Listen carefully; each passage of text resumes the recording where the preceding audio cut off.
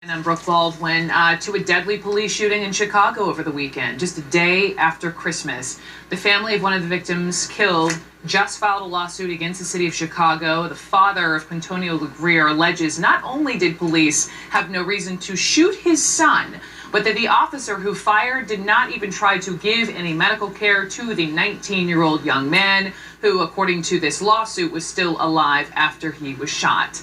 The suit adds that the father himself was forced from the scene as his son lay dying, and the father was detained for hours under police questioning. Now, police say officers were dealing with a, quote, a combative subject when Qiuntonio LeGrier was killed, and they admit they accidentally killed 55-year-old Betty Jones when they were targeting LeGrier. The father of Qiuntonio LeGrier, I have Antonio LeGrier, joins me now along with his attorney, Bill Futris. So, gentlemen, thank you so much for joining me and Mr. LeGrier. To you specifically, I am so sorry for your loss. Thank you, Ms. Brooke.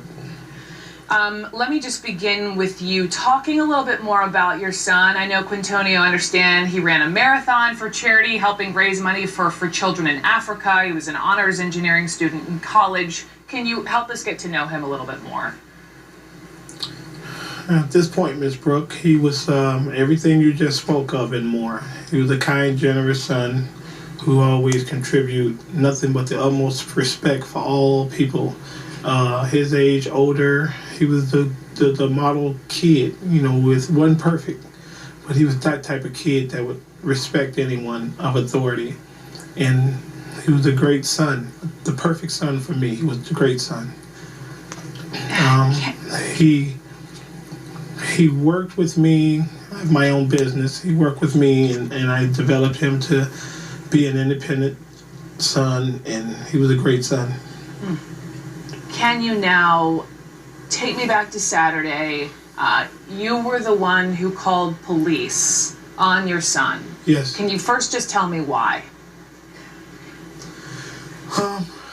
I heard a loud bang at my bedroom door, and I can only assume it was my son because only him and I was in the house. And when I thought about it, I was asleep. When I woke up and I thought about it, after a second banging on the door, I received a phone and called the police department because I wasn't equipped with being able to understand how to deal with my angry son at that time, because I figured the police would know better how to handle an angry situation that my teenage son was going through. So I called the police. Can I ask you about that without, divulging personal information? When you talk about, your son was angry, you told the Chicago Sun-Times that he had some anger issues, emotional problems. When you, just knowing that, as you would, as a father would know about his son, did you relay that when you called 911?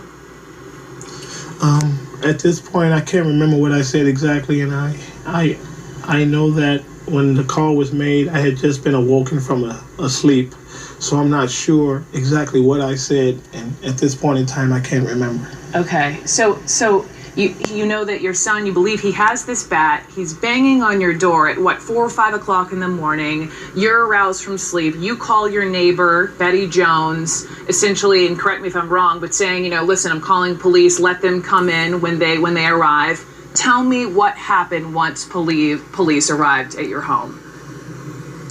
Well, Miss Brooke, in all fairness, I was in the bedroom, and after calling 911, I called Miss Jones to indicate that there was some noise in the house and that she was not to open her door because I'm not sure exactly what was going on while I waited for the police to come. I only did it out of concern for her and her family's safety.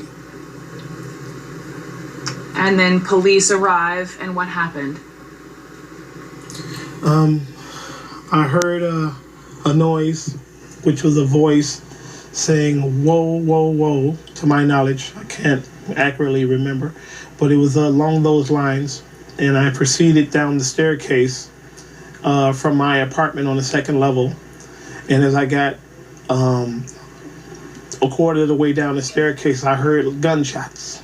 I stopped at that point in time because I didn't know for sure where those shots were coming from. And after that, the gunshot stopped. I proceeded further down the stairs, displaying my hands, indicating that I'm sorry, Miss Brooke. No, I'm sorry. Indicating that. I'm so sorry. Give me 1 second. Indicating that I was the father, and I was the one that called. And when I got to the bottom of the steps, I noticed the lower torso at first of someone in a stance in the grass. I did not know clearly if he was an officer or who he might have been. And as I got to the bottom of the stairs on the landing, I recognized someone standing there, dark-haired, light-skinned, Spanish or perhaps Caucasian race. And I noticed the gesture. I can't believe it. I thought he was coming at me with that bat. F, the word F, no, twice was yelled. I proceeded to look to my right, and I saw my son laying there. And I saw his legs, and he was approximately 3 feet inside Miss Jones's doorway. And I wanted to reach down and grab him, but I wasn't trained in CPR or anything, so I didn't know exactly what to do except call out to him to let him know that I was there. Because my son, please forgive me, Miss Brooks. My son was laying there, and he was still alive and moving, and no one at all assisted him at any time while he was there. And at which point I looked back and saw Miss Jones laying there, and once again yelled, screamed as loud as I can, "Someone get an ambulance! Someone to help my son!" That's all I could think to say. At that time, an officer approached me and asked me, was anyone else in the unit upstairs? And I replied no, and he walked past me and he went into the unit. And I proceeded to continue to stand there and request an ambulance assistance or some police assistance to assist my son. Because I know he's still alive. I see him moving, but no one would reply to help my son or Miss Jones. And at this point, an officer approached me and asked me, What's going on? Calm down. And I replied, that's my son. Get him some assistance. And no one did anything. Once the paramedics approached the porch, they proceeded onto the porch.